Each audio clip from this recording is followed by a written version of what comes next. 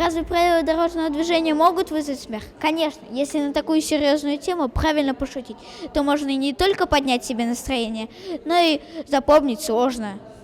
В Уфимском городском дворце детского творчества имени Владимира Комарова проходит необычная игра КВН по серьезной теме «Безопасная дорога детства». На сцене собрались школьные команды из 7 районов башкирской столицы.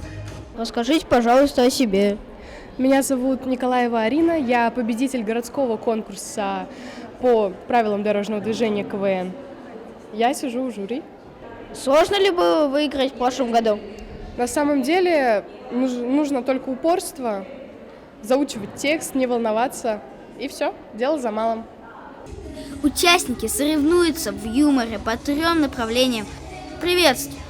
Рекомендуемая скорость движения 50. Конкурс капитанов, педагог незвания, педагог призвания, фристайл, а дорога серой лентой вьется. Все подчинено важным темам, шутить ой как непросто.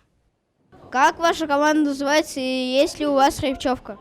Наша команда называется «Малиновая лада». Малиновая лада, нам победу надо! Соблюдаете ли вы сами правила дорожного движения? Конечно, всегда вообще соблюдаю, абсолютно.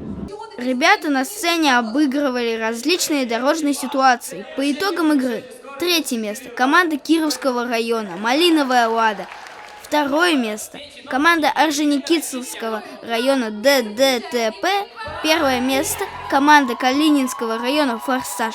Поздравляем лучших! Кроме этого, самые креативные и творческие команды отмечены дипломами управления образования.